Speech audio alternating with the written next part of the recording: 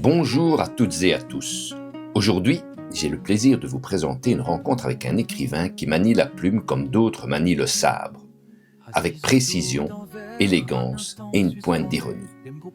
Luc Delis, romancier, poète, essayiste, dramaturge et scénariste belge, est un véritable funambule des mots, oscillant entre réalité et fiction, avec une aisance déconcertante.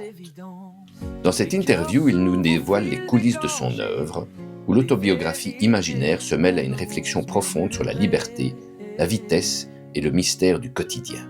Préparez-vous à un voyage littéraire où chaque phrase est une aventure, chaque mot une énigme. Installez-vous confortablement et laissez-vous emporter par la verve de Luc Delis, un écrivain qui transforme le réel en fiction avec une touche d'humour et une bonne dose de talent. Bonne découverte.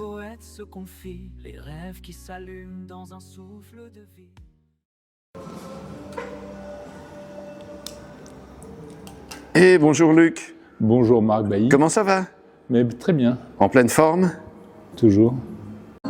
Eh bien Luc, d'où viens-tu? Où as-tu passé ton enfance? Tu es toujours originaire de Bruxelles? Je suis né à Bruxelles un peu par hasard. J'ai grandi dans une petite ville de Brabant qui s'appelle Louvain, qui s'appelle toujours d'ailleurs. Et ensuite, à 20 ans, de 20 ans à 40, j'ai habité à Bruxelles en effet. Et puis après, je me suis installé en France. Et jusqu'à quelques années où le hasard fait que je suis, disons, voyageur entre la Belgique et la France. Mais un de mes postes fixes, qui après tout, ma ville natale, c'est Bruxelles. Tu es intégré dans le monde littéraire, on peut le dire. Est-ce que tes parents étaient aussi dans ce monde-là? Pas du tout. Mon père était expert comptable, donc, et il n'avait, avec les livres, qu'une connaissance de seconde main. Ma mère lisait plutôt ce qui aujourd'hui paraîtrait des romances, c'est-à-dire des choses un peu légères à l'eau de rose. Donc non.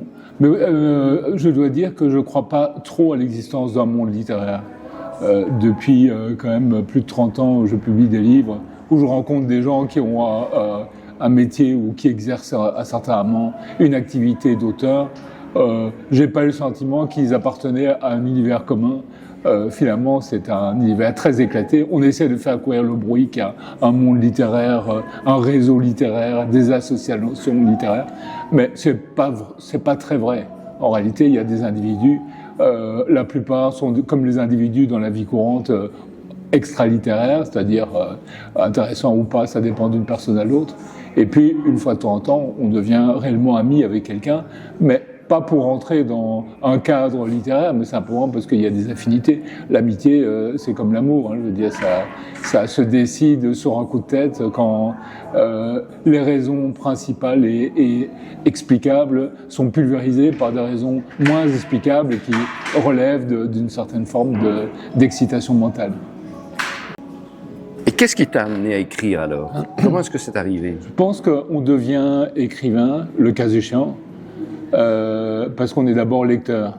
On ne devient pas écrivain parce qu'on a des choses à dire, parce qu'on a vécu des aventures fabuleuses, voyagé autour du monde. Ça, ce sont des raisons superficielles et en tout cas secondaires. On devient écrivain parce que d'abord on a été lecteur. Je suis devenu lecteur très vite, à 4 ans.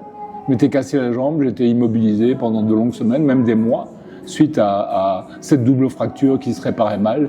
Et mes parents, ma mère surtout, venaient me lire des passages de romans tels qu'on peut lire des enfants de 4 ans. Et puis, elle n'avait pas que ça à faire, donc elle s'en allait en laissant le livre sur le chevet. Et puis je le prenais en me souvenant de ce qui venait d'être lu, en déchiffrant, en devinant. J'ai appris à lire comme ça un peu sur le tas. Et puis alors, on habitait dans une ville objectivement bilingue, mais qui légalement était devenue flamande et où l'école était en flamand, Louvain, qu'on s'est mis à appeler Leuven à cette époque. Et donc mes parents, qui étaient des gens assez simples et naïfs, m'ont mis à l'école en première année primaire, sans préciser que sans me dire moi-même que c'était en flamand. Donc je suis arrivé dans ce monde un peu incongru où les gens parlaient bizarre. Enfin, en tout cas l'institutrice, parce que les élèves étaient pour la plupart bilingues ou francophones.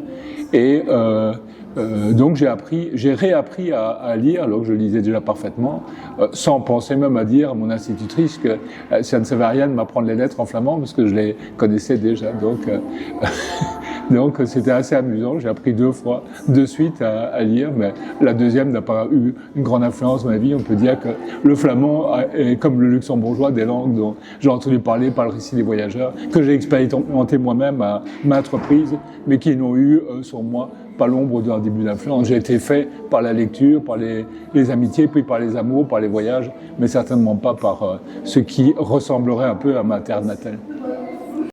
Et que lisais-tu à l'époque ? La lecture évolue très vite. À 4 ans, gisant sur mon lit de douleur, je pense que je devais lire les choses qu'on donnait aux enfants de cette époque, c'est-à-dire le Club des 5 et mettons, la Comtesse de Ségur, et peut-être aussi très vite après Bob Moran, ce genre de choses. Mais dès que j'ai commencé à circuler, je lisais littéralement tout ce qui me tombait sous la main. Donc je lisais la même journée, je sais pas, l'Atlantide de Pierre Benoît, Bérénice de Racine, voilà. Donc j'ai été à l'époque, c'est plus tard qu'on devient sélectif. À 6, à 8, à 10, à 12 ans, j'étais pas sélectif, j'étais omnivore et je lisais à peu près tout ce qui me tombait sous la main. Je lisais beaucoup. J'ai même l'impression rétrospectivement que je lisais tout le temps. Je lisais le matin en me levant, en me débarbouillant, en me brossant les dents. Je lisais au petit déjeuner, je lisais dans le bus puis dans le train pour aller à l'école. Voilà. Et pendant un certain temps, je lisais aussi la cour de récré, mais mes camarades ne l'entendaient pas comme ça, donc on venait m'arracher mon livre, je me battais pour le récupérer. Et puis le jeu s'est pris, j'ai commencé à trouver intéressant aussi les combats, les luttes, les amitiés de la cour de récréation. Donc j'ai un peu moins lu en cour de récré, mais le reste du temps, beaucoup. Mais c'est très curieux, la lecture, parce que elle laisse le temps de tout. Il y a des gens qui disent on n'a pas le temps de lire, mais on a le temps de lire beaucoup, et de voyager beaucoup, et d'exercer un métier, et de faire l'amour, et de gagner de l'argent. On a le temps, dans une journée, on a le temps de tout faire. Donc voilà. Aujourd'hui, longtemps plus tard, je lis beaucoup moins, mais je n'imagine quand même pas de ne pas lire pendant une demi-heure ou 1 heure avant de me coucher, par exemple. Et puis en voyage. Ton œuvre est souvent décrite comme une autobiographie imaginaire. Peux-tu nous expliquer ce concept et comment tu le mets en œuvre dans tes romans ?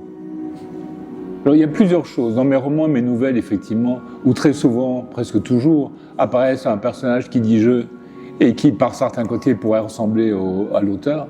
Je raconte pas ma vie. Je raconte plutôt les pistes, les événements, les circonstances, les rencontres, les surprises que j'ai pu éprouver dans ma propre vie, pour les mettre en musique, si je peux dire, pour commencer à leur faire prendre un sens général. C'est-à-dire que, pour le dire assez bêtement, je n'invente jamais que des choses qui me sont arrivées, qui ont failli m'arriver, ou qui ont commencé à m'arriver, mais pas forcément pour prendre le développement que je raconterai dans ma propre fiction.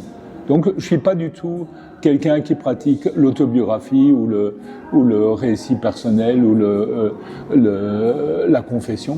Je suis plutôt quelqu'un qui essaie de garder le sens du réel à travers des choses qui étaient comme des perches tendues par la vie et qu'il fallait prendre pour les tirer un peu dans la direction où on voulait aller, c'est-à-dire où on voulait raconter. Et parfois, j'ai envie de dire que la vie a beaucoup d'imagination, mais que c'est un très mauvais écrivain, la vie, et qu'elle a des débuts fulgurants, et puis comme dans les films qui commencent bien et qui finissent n'importe comment, la plupart d'ailleurs, hein, les scénarios pêchent toujours vers la fin, la vie s'arrête en cours de route ou propose des fins bâclées, et c'est l'horrible boulot d'un écrivain digne de ce nom, d'essayer de faire entrer l'ensemble du fil narratif dans une tension maximale. Et quand on l'a trouvé, cette tension, alors à la fois on s'est servi de soi pour raconter quelque chose, et ce quelque chose est autre chose que ce qu'une caméra, par exemple, aurait pu filmer si elle vous avait suivi 24 heures sur 24. Si Dieu existait, et que, arrivé au premier jour, comme dit Borghese, juste avant ou juste après ma mort, il me disait, mais c'est pas ça que je racontais, vous mentiez, car j'imagine pas Dieu qui se mette à tutoyer comme un vieux copain. Je dirais, non, mais j'ai fait ce que j'ai pu avec ce qu'on me donnait et qui n'était pas fameux. J'en ai tiré le meilleur parti que je pouvais. Tu parles justement de scénario. Tu as enseigné l'écriture de scénario à la Sorbonne, à l'ESRA et à l'ULB. Comment ça s'est fait ? Ouais, ça s'est fait comme très souvent, comme presque tout d'ailleurs dans la vie, part du hasard. Le hasard a fait qu'à Bruxelles, on m'avait demandé si je voulais faire un atelier d'écriture. Là, on est vers 1995, etc. J'avais dit oui. Et dans un lieu culturel à Bruxelles, j'ai envisagé ça. Mais comme je ne souhaitais pas faire un atelier d'écriture littéraire, parce que je pensais et pense encore que ça ne s'enseigne pas, j'étais tenté de faire un atelier où on pouvait avoir un rapport au récit qui pouvait s'enseigner. Or, la différence entre une intrigue et l'histoire, c'est que l'intrigue, c'est le schéma narratif, et l'histoire, c'est toute l'épaisseur, les émotions, les ambiances, etc. Donc, je ne me voyais pas enseigner l'art de produire des émotions et des ambiances, mais par contre, je me voyais assez bien enseigner comment on structurait une histoire, comment à partir d'une idée de départ, on pouvait créer un effet de cause à effet qui emportait vers sa fin inéluctable un récit. J'ai commencé à m'intéresser beaucoup au récit comme structure narrative, c'est-à-dire comme scénario. Et à quelque temps de là, on m'a invité à venir parler de scénario, de faire une série de conférences à l'université de Rennes en Bretagne. Et ça s'est si bien passé qu'on m'a offert un premier poste à Rennes, à l'université, pour donner des cours de scénario.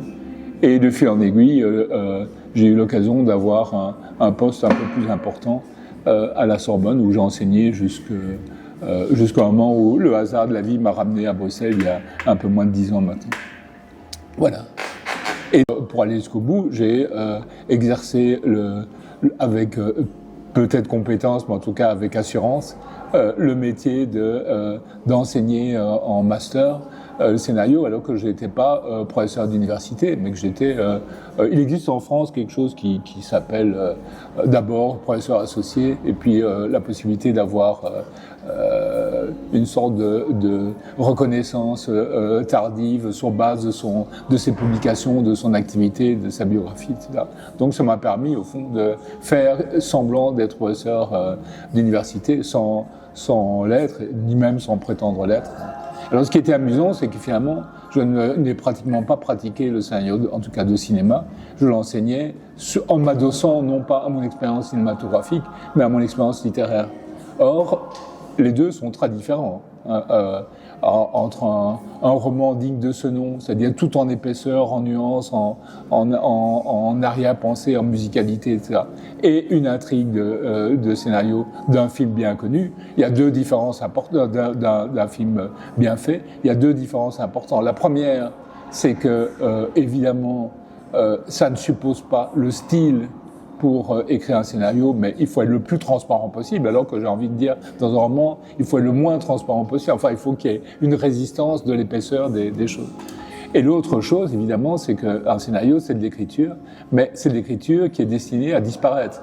On écrit « il entra dans la pièce », pour que le mouvement des caméras, le jeu des acteurs supprime ces mots « il entra », etc., au profit justement de captation de mots et d'images différents. C'est la seule chose qui reste de ce qu'on écrit dans un scénario, c'est les dialogues, dans le meilleur des cas. Alors voilà, et donc me rendant compte de cela, me rendant compte que j'enseignais avec assurance le scénario sans être à proprement parler un scénariste. D'abord, j'ai commencé à développer cette réflexion là-dessus. J'ai écrit 2 livres, beaucoup d'articles, mais 2 livres sur le scénario qui sont parus aux Impressions Nouvelles, l'invention du scénario et l'atelier du scénariste. Mais aussi, je me suis de plus en plus spécialisé dans les questions d'adaptation. C'est-à-dire, qu'est-ce qu'on fait passer de l'adaptation d'un roman à un film, par exemple, qu'est-ce qu'on fait passer d'une histoire donnée dans un livre à la même histoire en principe racontée dans le film, et qu'est-ce qu'on détricote, qu'est-ce qu'on retricote autrement, etc. Qu'est-ce qui peut être maintenu. On se rend compte qu'il y a toujours beaucoup plus de matière dans un roman que dans un film, même dans un film extrêmement nourri et tout ça. Parfois, ça me désespérait de penser qu'il y avait si peu de temps narratif pour un film. En 90 minutes pour raconter une histoire parfois ambitieuse, nuancée, avec des histoires secondes et des croisements d'intrigues, etc.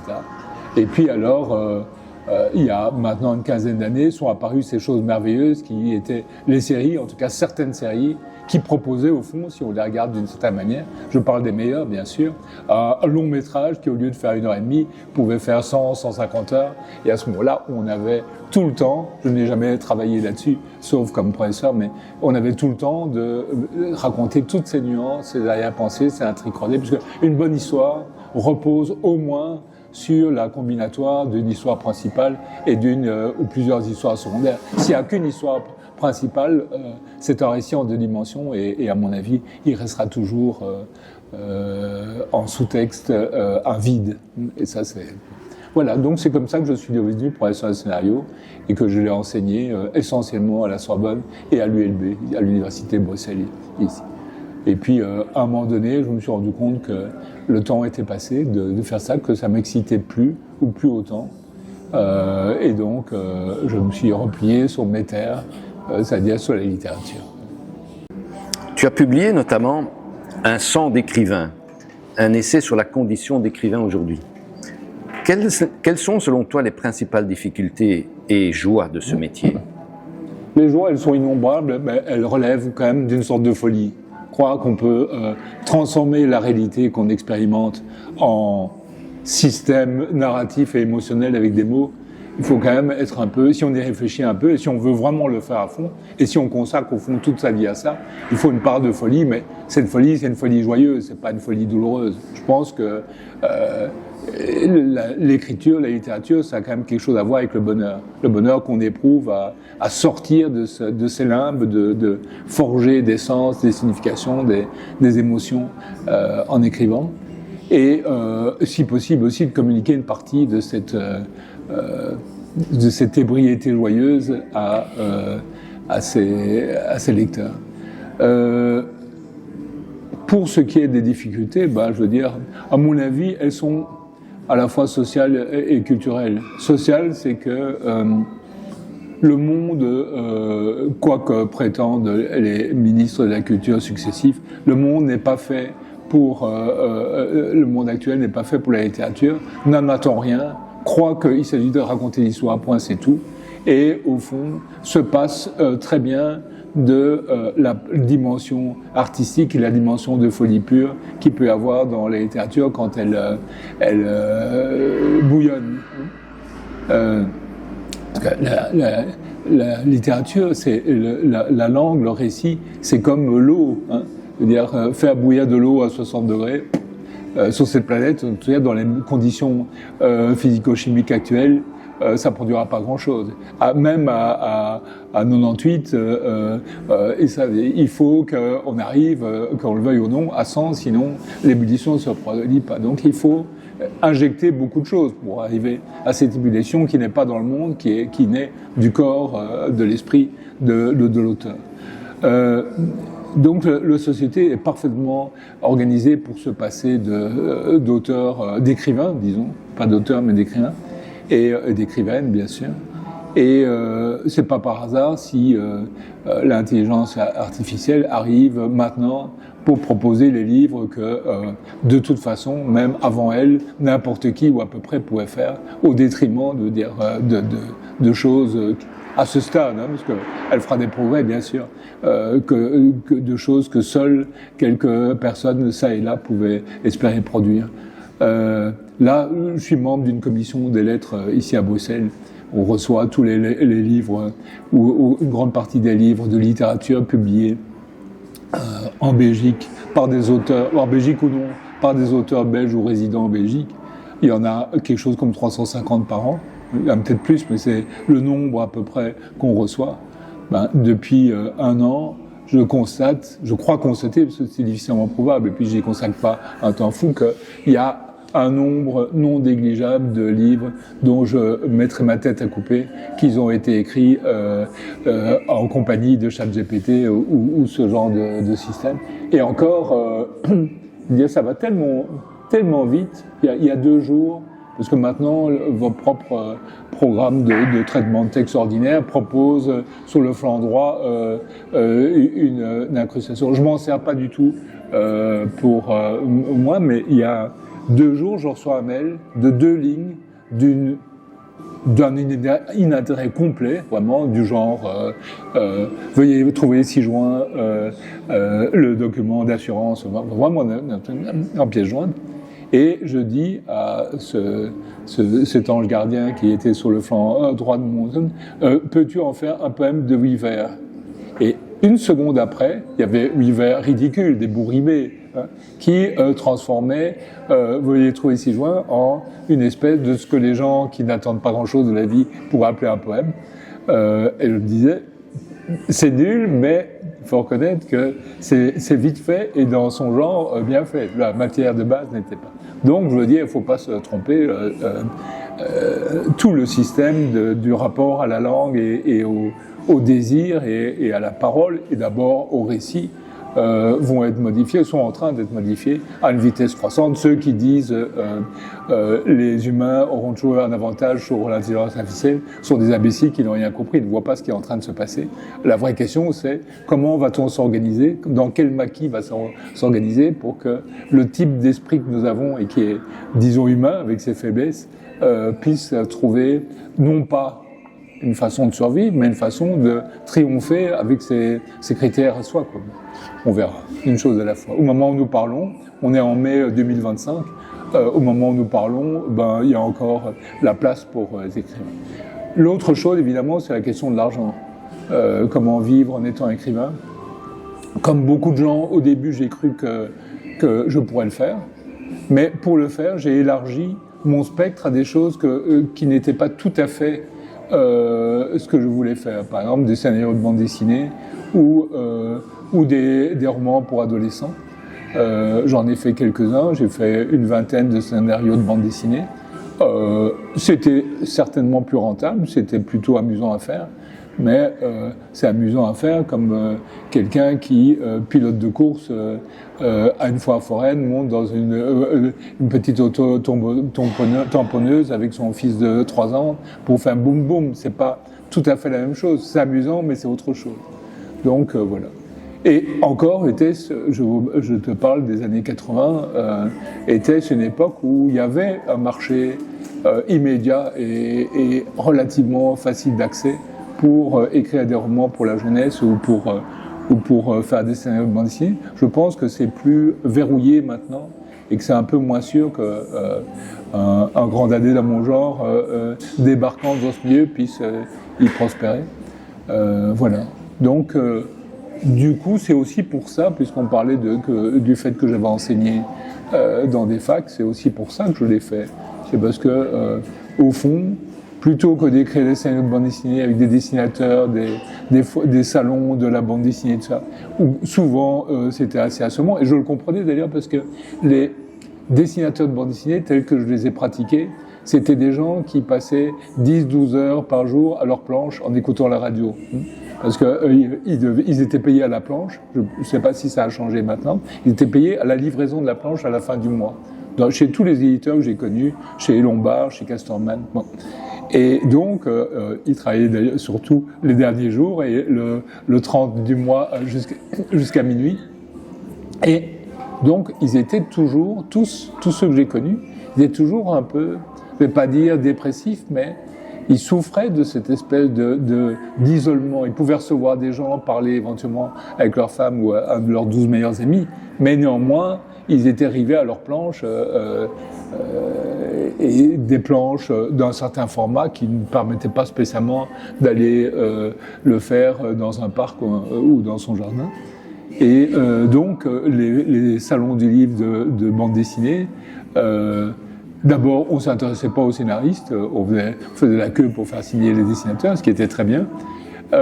Mais surtout, les dessinateurs, enfin libérés de leur galère après parfois 3 mois à dessiner pendant 10 heures ou 12 heures par jour, se laissaient aller, et ça devenait des joyeuses fantaisies. À 3 heures du matin, on venait frapper à la porte pour venir vider mon minibar, enfin bref. Et donc, voilà, c'était pas vraiment mon genre, donc voilà, ça s'est arrêté comme ça est fini. Je crois que j'ai fait ma dernière bande dessinée comme scénariste en 2000, et depuis lors, ça fait 25 ans. Et périodiquement, il y a des retours comme ça. Il y avait une série notamment qui avait un certain succès qui s'appelait L'Étoile polaire, Et je ne sais pas si tu as connu ça, avec un dessinateur très habile qui s'appelait Philippe Delaby. Il est mort malheureusement, lui. Et il y a une association qui veut absolument relancer l'Étoile polaire, alors que j'avais commencé cette série il y a 30 ans, quoi, et je l'avais arrêté il y a 25. Donc, à voir. Tu as publié un recueil de nouvelles, Belgique, cet éternel retour, qui explore des souvenirs ancrés dans ton enfance en Belgique. Comment la mémoire et l'enfance nourrissent-elles ton écriture? Je crois qu'on écrit avec sa mémoire. Pas forcément sa mémoire d'enfance, mais on écrit avec sa mémoire. Tout ce qu'on écrit, c'est de la mémoire transformée. Tout ce qu'on fait, c'est de la mémoire transformée. L'enfance, c'est un peu particulier parce que c'est un terreau beaucoup plus inexploré par l'esprit courant qu'on peut avoir dans la vie que d'autres moments. C'est en circulant dans son enfance, ce que j'ai pas beaucoup fait, mais que j'ai fait un peu, par le biais d'écriture, on circule dans un monde perdu. On circule dans quelque chose dont on garde un souvenir éventuellement un peu vif, mais très détaché. Ce qui me frappe avec l'enfance, quand on y pense, c'est qu'il n'y a pas d'unité. C'est que c'est des images, des petites scènes, des petits moments qui apparaissent. Alors qu'à 20 ans, si on repense à quelque chose, on peut reconstituer pratiquement tout le fil narratif dans son souvenir. Mais à 3 ans, à 5 ans, 8 ans, beaucoup moins. Il y a des choses, ah oui, j'étais là, il y avait je sais pas, une poêle de pommes de terre, mais qu'est-ce que on faisait la veille, d'où on venait, qui étaient les gens qui étaient là, c'est moins clair. Donc il y a un travail de reconstitution à faire, qui se poursuit aussi pour l'adolescence. Mais le Belgique, c'est une collection, c'est pas un titre à moi. Le titre à moi, c'est cet éternel retour. Belgique, c'est le titre collection d'éternel. Donc la demande, c'était d'écrire quelque chose qui touchait par tous les ports, par différentes facettes à la Belgique. C'était intéressant à faire.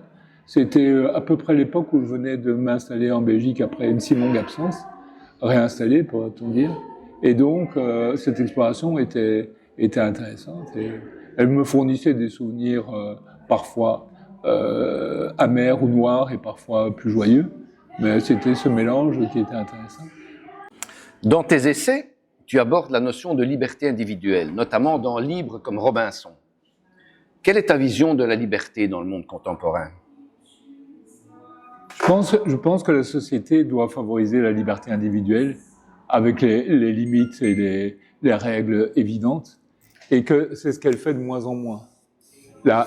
L'idée de liberté collective au service de la liberté individuelle, qui me paraît fondamentale, se transforme peu à peu en idée de liberté collective contre la liberté individuelle. Évidemment, ça amène tout de suite à se dire ce n'est pas ça qu'il faut, c'est pas ça qu'il me faut. Et donc un livre Libre comme Robinson et sa suite qui s'appelle Le Monde visible, parce que je pense que l'essentiel de ce qui existe dans le monde appartient au domaine du visible et que c'est une fantaisie de parler toujours d'un mystère de l'invisible.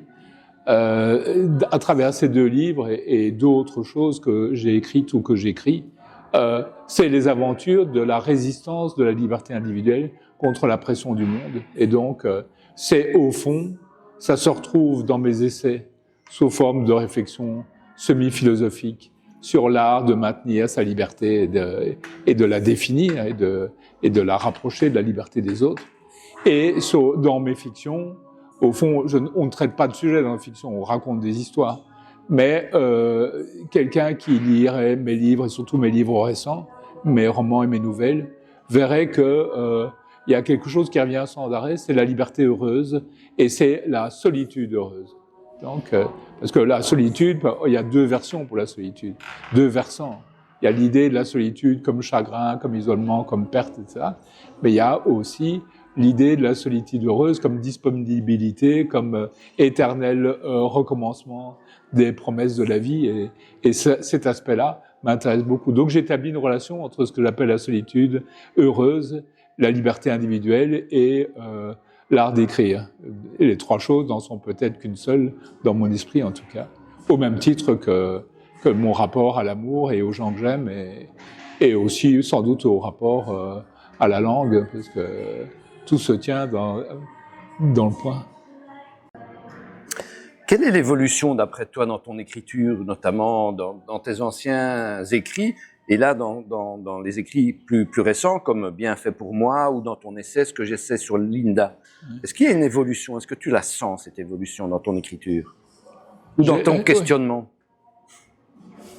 Dans l'écriture considérée comme forme, je crois qu'il y a une évolution permanente, parce que l'esprit évolue en fonctionnant, et qui vise peut-être à obtenir les mêmes effets avec plus de simplicité, avec des phrases moins évidemment cherchant une certaine virtuosité pour arriver à la musique par des moyens légers et des enchaînements discrets, des pianos plus doux. Au fond, il y a deux grandes formes de littérature, classiquement, deux grandes formes de romans. C'est le système à la Flaubert, où il y a une somptuosité de la forme au service de récits qui, parfois, ne sont pas très excitants. Soit l'histoire de Madame Bovary est moins intéressant que le fonctionnement langagier de Madame Bovary. Et la langue est très visible, le style est très visible. Et puis, il y a ce qu'on pourrait appeler l'écriture de Stendhal, l'écriture où il n'y a presque pas d'effet apparent, et on est pris par une étrange musique qui ne tient pas au chatoiement des mots, mais plutôt à l'intensité de ce qui est décrit et de l'espèce d'esprit qu'on sent en dessous. Disons que l'évolution, ce serait d'aller de plus en plus, en s'éloignant de ce qu'on pourrait appeler le modèle flaubertien, vers le modèle stendhalien. Voilà. Pour les contenus, je crois que je suis plus radical qu'avant. Avant, j'étais plutôt gentil.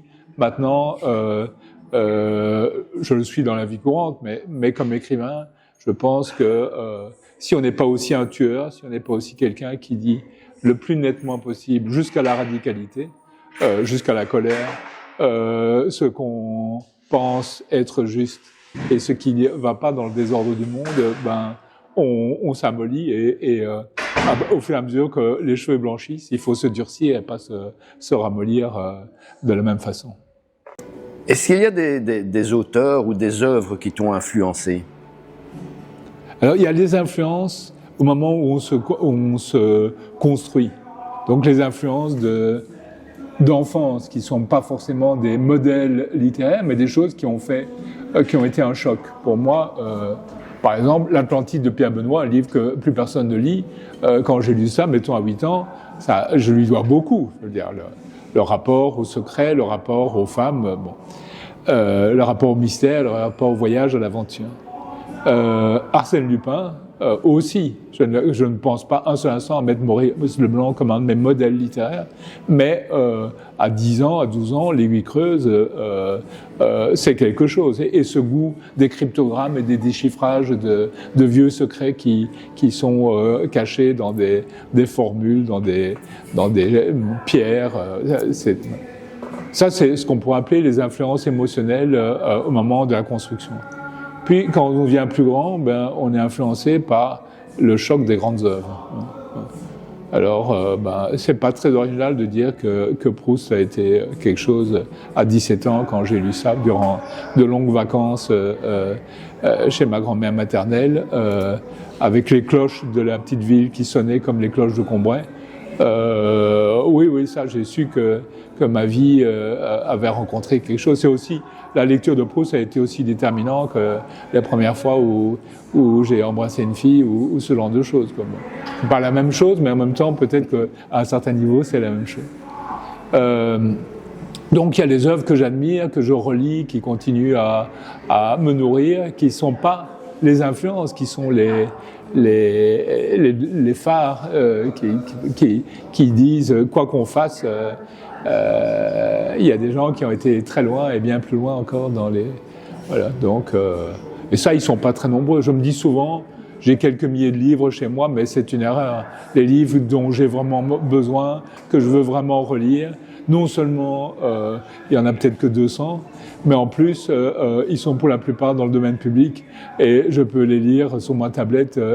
J'ai même pas besoin d'avoir ces livres. Donc j'envisage, contrairement à d'autres, j'envisage par exemple la destruction par le feu de ma bibliothèque avec un certain sang-froid. Carrément. Avec je ne dis pas que je le souhaite, mais je veux dire, si j'imagine un instant, je me souviens que quelqu'un que tu connais sans doute aussi, qui est un collectionneur, bibliophile et auteur, qui s'appelle Jean-Baptiste Barognan, a eu de gros dégâts dans ses bibliothèques. Lui, il doit avoir des dizaines de milliers de volumes. Et donc, c'était atroce pour lui, cette destruction de livres qu'il avait collectionnés. Moi, à supposer que personne ne soit blessé et que l'assurance rembourse les dégâts, si on me disait tous tes livres ont disparu, je ne dis pas que par la suite, souvent, je me dis, zut, où est-ce qu'il est? Ah oui, c'est vrai, il a été brûlé. Mais ça ne changerait pas fondamentalement ma vie. De même, je n'aime pas écrire entouré de livres, je n'aime pas écrire adossé à ma bibliothèque, tout ça, j'écris souvent. J'ai un bureau avec des livres autour, et au fond, j'y écris peu. J'écris sur la table de cuisine, parce que là, il y a que des instruments rassurants, une cafetière, une casserole à pression qui prépare le bœuf carotte, enfin voilà, c'est le genre de choses. Un de tes amis, Arnaud Delacroix, qui m'a conseillé de te contacter pour faire l'interview, mais qui n'aime pas beaucoup les vidéos, n'a pas pu faire une vidéo pour te poser une question. Donc je vais te la poser à sa place. D'accord. Mon cher Luc, est-ce que tu comptes un jour arrêter d'écrire? Non. Non. Parce qu'au fond, on écrit sans preuve. Hein. J'écris pas pour l'argent, j'écris pas pour un public défini, quoique on sait qu'on n'écrit pas pour soi seul et qu'on a des lecteurs réels ou imaginaires qui nous entourent et qui nous attendent. Mais c'est pas ça qui fait la détermination. La vraie question, c'est à supposer que suite à un cataclysme, je sois le dernier survivant et que donc il n'y aura plus d'êtres humains après moi. Est-ce que j'écris encore? Je crois que non. Bon, je serais sans doute trop occupé à battre des arbres et à faire du feu, mais je pense que non. Mais dans les circonstances probables où le monde survivra au moins autant que moi, je crois que j'écrirai toujours. Sauf si, évidemment, je sais pas, je suis très malade, à l'agonie, ou que j'ai plus ma tête. Bon, ça c'est possible, mais dans l'ordre du conscient, oui, parce que l'écriture, c'est pas uniquement mettre des mots sur un écran ou sur du papier. L'écriture, c'est un rapport au monde. C'est une certaine façon de produire une sorte de voix off de sa vie. Elle n'est pas tout à fait consciente. On ne se dit pas en sortant de chez soi, j'étais sorti de chez moi et j'attendais le tram 92. On ne se dit pas ça évidemment, sauf si on est un peu. Mais plus fondamentalement, écrire, c'est savoir que il y a un écran lumineux entre la réalité la plus apparente et soi, et qui est tissé de mots, d'images, d'impressions, de souvenirs. Et on écrit avec ça, quoi, je veux dire. Parfois, je me dis, en vivant un moment, par exemple celui-ci, où je regarde une caméra et je réponds aux questions de Marc Bailly et éventuellement de Arnaud Delacroix par truchement, je me dis, il y aura un moment où mon souvenir direct et immédiat de ce moment aura disparu, mais la voix off assurera le relais. Et à cette époque, j'ai été passé à Bruxelles pour rencontrer dans une galerie, etc. Et quelque chose, peut-être, je fais parfois des débuts et puis je me rends compte, en tapant, pardon, je me rends compte que ça ne débouche pas sur grand-chose, je laisse tomber. J'ai des fichiers comme ça que j'hésite à détruire et je devrais les détruire, où il y a des commencements et puis j'ai pas envie je vois que si je les mène jusqu'au bout, ça produira rien de fameux, donc je les abandonne et j'essaie autre chose jusqu'au moment où il y a le bruit de la clé dans la serrure, enfin de la serrure qui tourne et tout d'un coup on a trouvé quelque chose et alors on peut continuer et tirer le fil. Finalement, cher Luc, c'est quoi être un écrivain? Être un écrivain, c'est quelqu'un qui fait tout comme les autres, mais qui a une sorte de secret. Ce secret, c'est un secret au grand jour, je veux dire. C'est pas un secret noir ou un secret profondément dissimulé. c'est un secret comme la lettre volée. C'est tellement évident.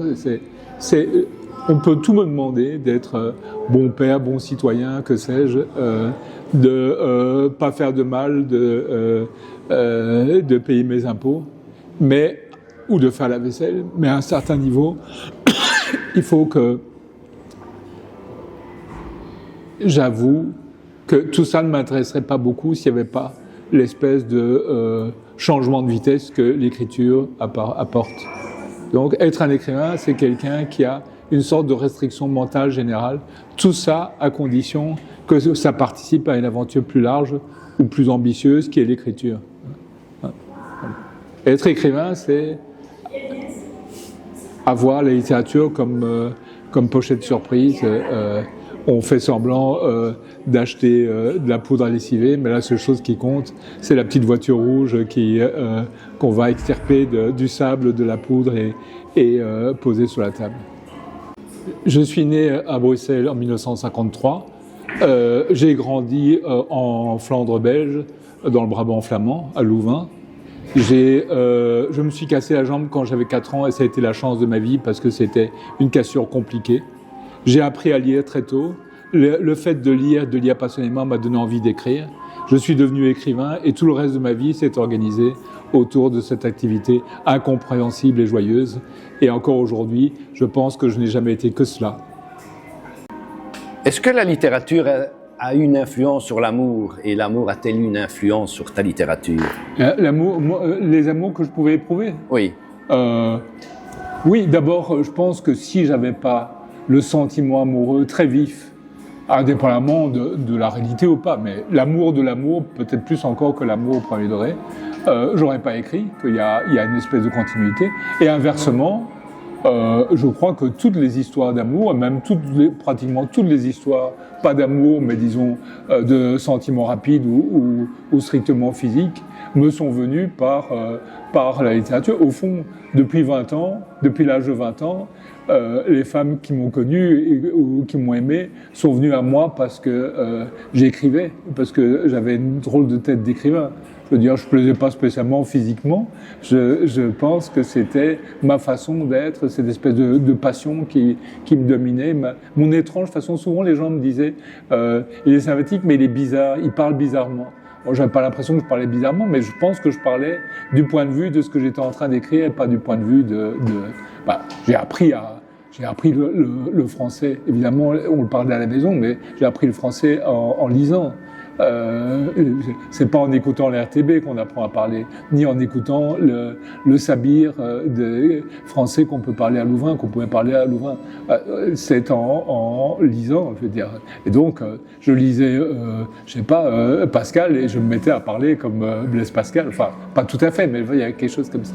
Et donc, très vite, je n'ai été que ça, mais aux yeux des autres aussi. Pas d'un grand nombre, j'ai jamais eu un grand public, mais à 20 ans, j'ai publié les premiers poèmes et tout ça. Et on s'adressait à moi, pas comme un garçon de café, mais comme à quelqu'un, comme ci et comme ça, mais qui publie des poèmes, quoi. Donc, au fond, toutes mes histoires d'amour, si nombreuses soient-elles, indirectement ou directement, sont nées du fait que j'étais écrivain. Donc, mais inversement, et c'est encore plus important inversement, j'avais un plaisir universel à écrire parce que j'avais un goût de l'amour, et je parle pas de la séduction ou des femmes et tout ça, mais un goût de l'amour, des choses liées aux sentiments, aux émotions.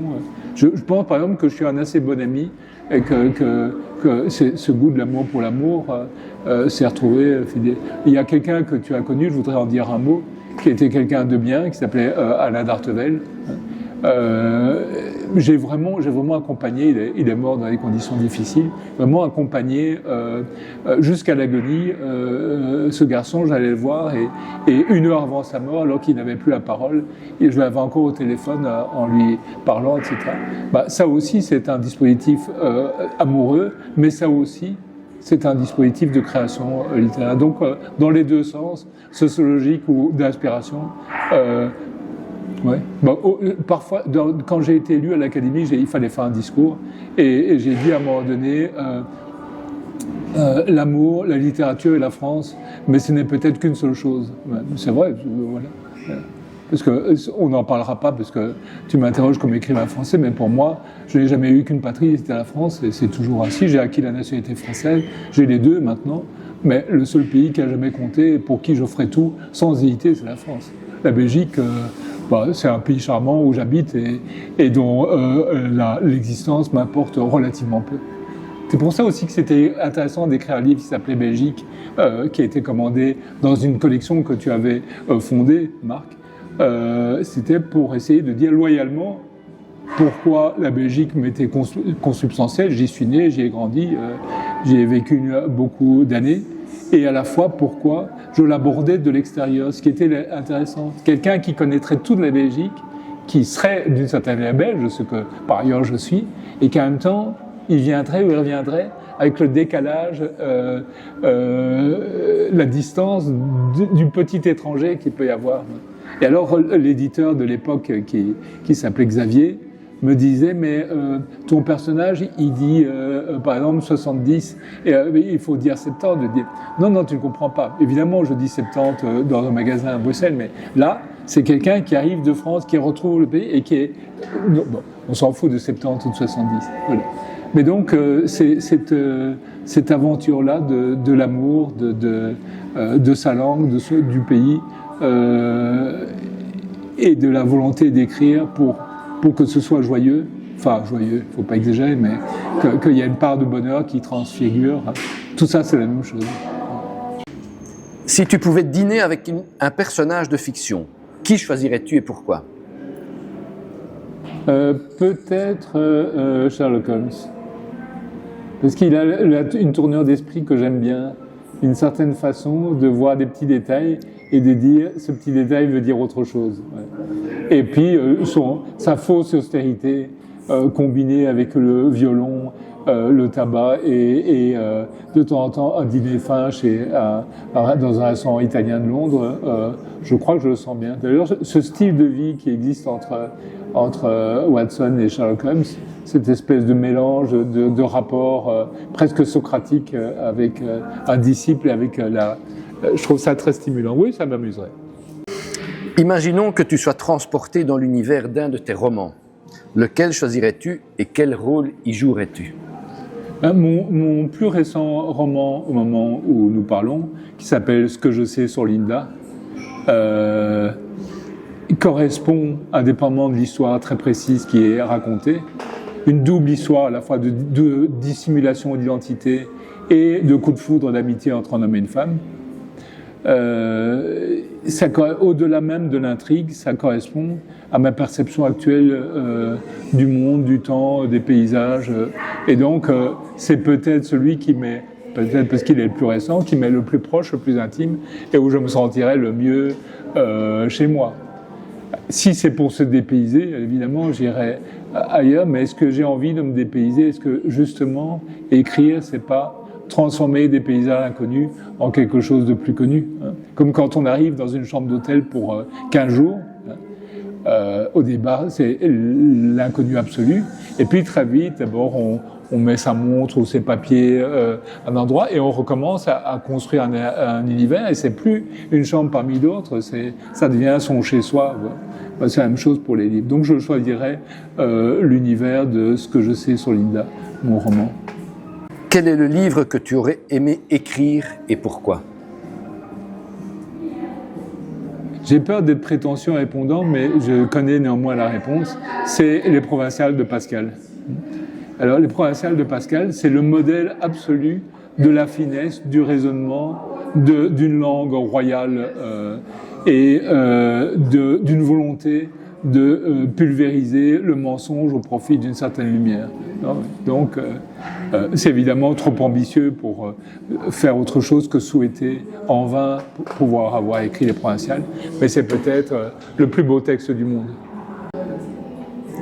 Alors, si tu pouvais remonter dans le temps et te rencontrer quand tu avais 10 ans, que te dirais-tu ? Mon petit garçon, ça va être long et compliqué. Tu n'as pas beaucoup d'atouts dans ta manche, mais je vais te donner quelques trucs qui t'aideront peut-être à ne pas commettre les erreurs que moi j'ai commises. Ces trucs, je ne sais pas encore, mais organisons la rencontre et je trouverai bien. As-tu un rituel particulier avant de te mettre à écrire? Le plus vite possible après le saut du lit. J'écris le matin en général, donc pas de promenade hygiénique, pas de douche glacée pour se vivifier. Dans le demi-jus du lever en pyjama et en robe de chambre avec les 2 ou 3 premières tasses de café d'une longue série. Avant même qu'on soit tout à fait conscient de ce qu'on fait, pour se prendre par surprise l'écriture. Quelle est la chose la plus étrange ou inattendue qui t'est arrivée en tant qu'écrivain? Allez, on va trouver une petite chose et une plus grande.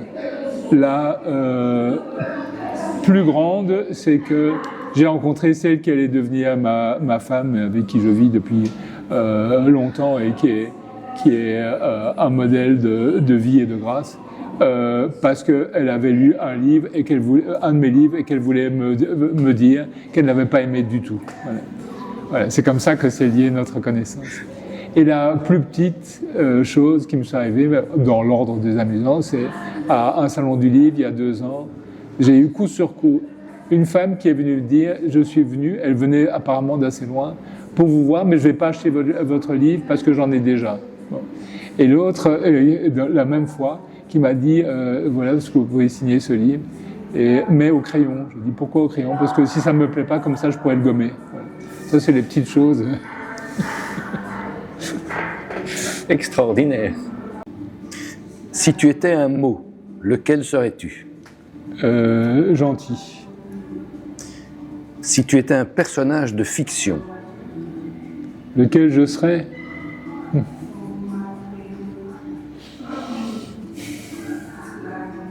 Dans la mesure où c'est presque un personnage de fiction, je dirais non. Je dirais Arsène Lupin, oui, dont on parlait tout à l'heure. Non pas pour cambrioler, j'aime bien l'idée de cambrioler, mais c'est pas ma passion principale, mais à cause de cette fonction de décryptage du monde qui est son activité réelle. Si tu étais une saison, l'hiver. Si tu étais un instrument de musique, en me vantant un peu, je dirais le violon. Si tu étais un lieu réel ou imaginaire, où te situerais-tu? À Venise. Si tu étais un plat, qu'est-ce qu'on aurait dans l'assiette? Un gigot d'agneau de 7 heures. Si tu étais une époque, tu vivrais quand? Je crois que comme beaucoup de gens qui rêvent, je choisirais le XVIIIe siècle, la fin de l'Ancien Régime. Si tu étais une œuvre d'art? Si je désirais être une œuvre d'art, je pense que quelque chose comme la cathédrale de Rouen dans la brume de Monet me plairait particulièrement. Si tu étais une citation?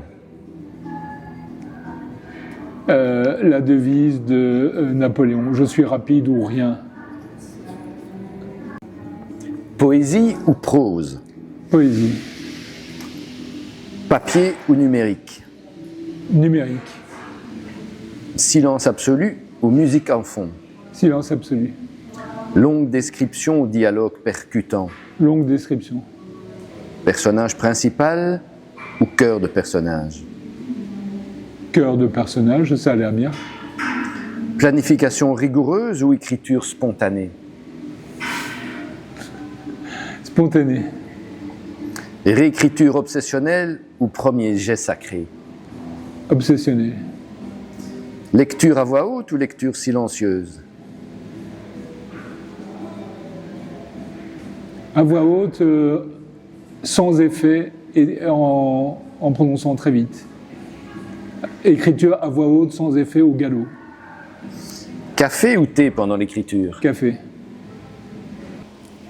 Eh bien, Luc, Mon cher santé!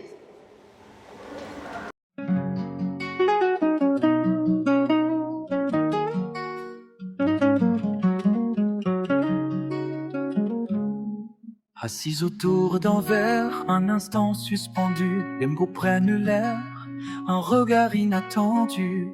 On refait le monde entre rire et silence. Des histoires qui vagabondent au gré des évidences.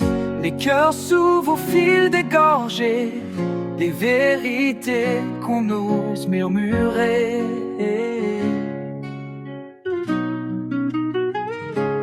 Entre deux gorgées, les hommes se dévoilent, un brin de vérité, une larme, une étoile. Les voix se mêlent, les tuyaux s'envolent, à chaque échange, un bout de nous s'enroule. Un artiste murmure, un poète se confie, les rêves qui s'allument dans un souffle de vie. Un instant fragile, une parole offerte, des idées qui dansent, une flamme qui reste. Les cœurs s'ouvrent au fil des gorgées, des vérités qu'on ose murmurer.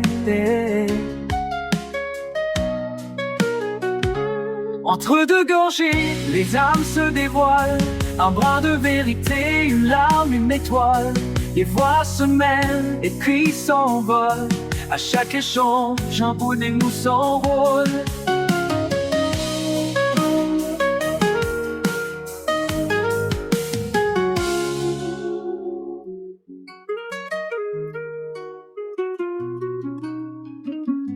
Un café qui fume, un vin qui s'attarde, les cœurs qui s'allument, les histoires qui tardent.